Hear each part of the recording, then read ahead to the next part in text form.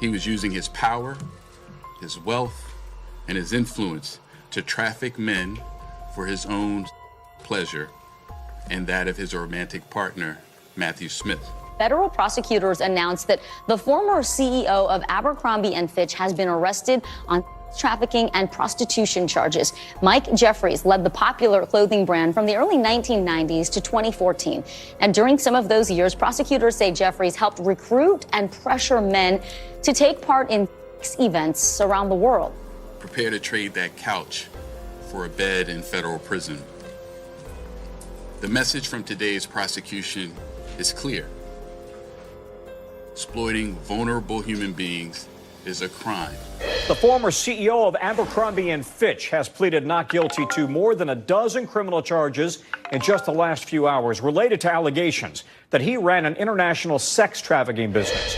That's Mike Jeffries leaving court today out on $10 million bond. His employee, James Jacobson, pleaded not guilty a little earlier. Make that a little later today as well. Mike Jeffries, the former CEO of Abercrombie & Fitch, and Sean Diddy Combs, the music mogul, are both facing serious legal allegations involving sexual misconduct and exploitation, though their cases are unrelated.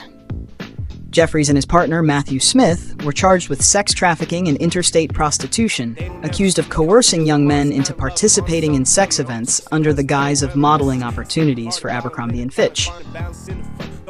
These events allegedly involved manipulation, drug use, and non-disclosure agreements. Separately, Diddy has been accused of sexual abuse, harassment, and sex trafficking, with claims including a lawsuit by former girlfriend Cassie Ventura, who alleged a pattern of abuse, including rape and trafficking, which was settled. Additional allegations against him involve other individuals, some underage. Both cases highlight abuse of power in different industries, sparking discussions about accountability and systemic issues. While the accusations are serious, both individuals are entitled to due process, and legal proceedings will determine the outcomes. The FBI discovered a tunnel this morning that the rapper had made in his home, connected to the basement of a former Michael Jackson home. There is an underground mansion. The officers found strange items on the floor, such as children's clothing. Actually terrifying to know that this exists. They just uncovered tunnels underneath his house. Diddy's? Yes. Is that true? Yes. You know, we've seen some high-profile figures accused of sex trafficking in recent years, not unlike the Me Too movement. Does each case seem to empower others to come forward? Yeah, that's something that prosecutors and law enforcement in general kind of want to highlight. When you talk about some of these civil lawsuits that come in cases like the Jeffries one, they always believe that there might be more victims out there. So they always encourage, as difficult as it is for some of these victims in some of these cases, especially as the names start coming out, to come forward. We've seen it in the cases like Diddy. We've seen it in the cases of Jeffrey Epstein, R. Kelly. And again, the key messaging from prosecutors and law enforcement right now is, again, you have 15 alleged victims in this current indictment. Some of this, again, repeating itself from the 2023 allegations.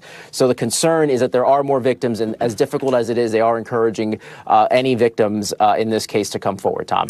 What if I told you there's more to Diddy's scandal than meets the eye? In a shocking twist, new claims are emerging about secret underground tunnels allegedly connected to Diddy's properties, tunnels that might hold the key to unraveling an even darker side of his already controversial world. According to an associate who's finally speaking out, these hidden passageways aren't just for privacy, they might be linked to something much more sinister, including alleged trafficking operations. Could these tunnels be the missing puzzle piece in the investigation that has everyone talking? Stick around, because this bombshell might just change everything we thought we knew about Diddy and his empire. When Diddy's properties were raided, no one expected the feds to uncover something this shocking. Turns out, in March 2024, federal agents raided Sean Diddy Combs' homes in Los Angeles and Miami as part of a sex trafficking investigation, uncovering a significant amount of incriminating evidence.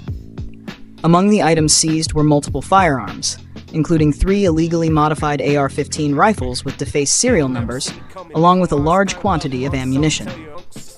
Investigators also discovered various narcotics, such as ketamine, ecstasy, and gamma-hydroxybutyrate, GHB, substances commonly linked to sexual assault due to their incapacitating effects. Additionally, over 1,000 bottles of baby oil and personal lubricants were found, reportedly associated with orchestrated sex events known as freak-offs.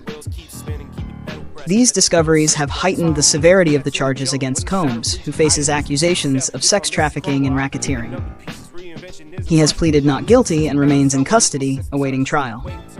Him off that easy. Diddy's facing some of the most serious charges in recent history. Trafficking, racketeering, and are just the beginning. Prosecutors allege that he not only organized these parties, but also orchestrated an entire operation designed to exploit young, vulnerable individuals trying to break into the entertainment industry. Here's where it gets even darker. These allegations don't just point to Diddy's personal actions, they suggest that he created a system of control and manipulation, ensuring silence and compliance through intimidation, NDAs, and even threats. And then there's Mike Jeffries, the former CEO of Abercrombie & Fitch. His arrest came shortly after Diddy's charges made headlines, leading many to speculate that Diddy might have tipped off the authorities. Jeffries and his partner Matthew Smith were arrested on trafficking and exploitation charges, and the allegations against them are eerily similar to those facing Diddy. Prosecutors say Jeffries and his team ran an international operation from 2008 to 2015, hosting events in places like New York, the Hamptons, and even overseas in England, France, and Morocco. Young men were recruited with promises of modeling opportunities, only to find themselves trapped in a much darker reality.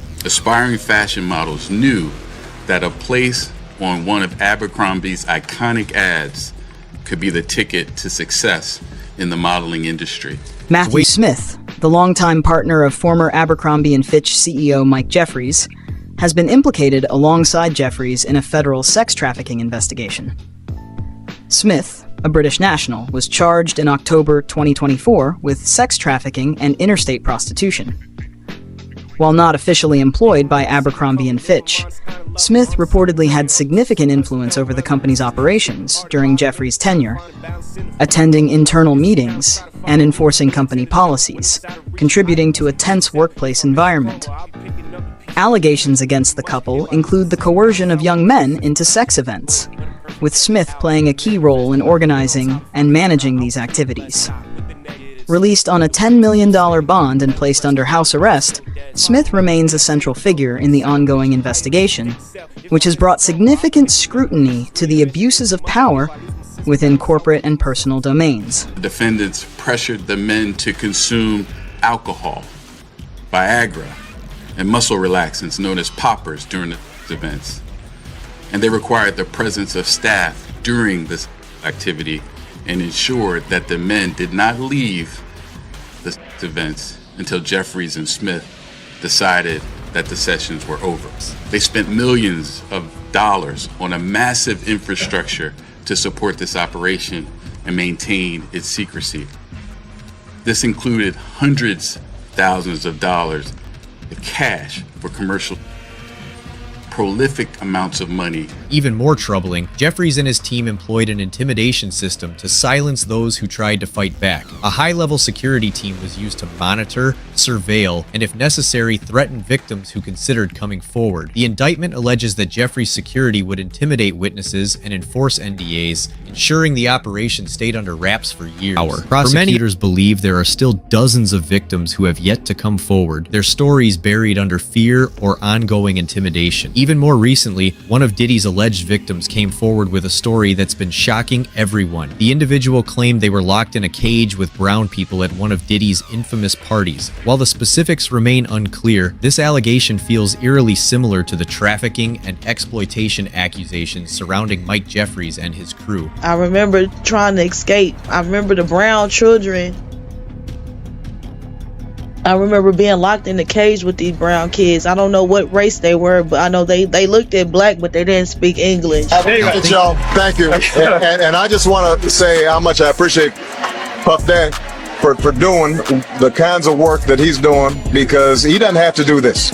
But this is part of what is important about giving back. We applaud you, and I want to apologize for not sweating, but I do this so much. I'm so cool. I just want y'all to see everybody I'm interviewing is sweating. I'm not even touching my brow. I'm so cool, and I want to apologize. I ain't trying to make you look bad or nothing like that, but I'm just so cool. We T-shirt. I tell you, if he was wearing one of those fancy designer clothes he's designing, he'd be sweating just like me. Both cases highlight the misuse of elevated social and professional status to prey on vulnerable individuals. Diddy, as a globally recognized music mogul, is accused of using his fame and connections to manipulate, coerce, and trap individuals into abusive relationships. Similarly, Jeffries, the former CEO of Abercrombie & Fitch, reportedly exploited his corporate influence to lure young men with false promises of lucrative modeling opportunities, coercing them into exploitative sexual encounters. The manipulation of victims in both cases reveals a chilling parallel, with Diddy allegedly using financial incentives, psychological control, and isolation to dominate his victims, while Jeffries and Smith reportedly drugged, intimidated, and coerced young male models to ensure their compliance. Both cases also demonstrate a systematic effort to conceal their actions, with Diddy allegedly employing non-disclosure agreements, intimidation tactics, and his vast wealth to silence accusers, and Jeffries and Smith using NDAs and controlled environments to shield themselves from scrutiny. Beyond the individuals involved, these cases reveal broader systemic issues of unchecked power within industries like entertainment and corporate America, where complicity and institutional failures allowed these behaviors to persist. These parallels expose alarming patterns of abuse, manipulation, and control, raising questions about the broader implications of power in society. What are your thoughts on the similarities between these cases and their impact on the culture of accountability?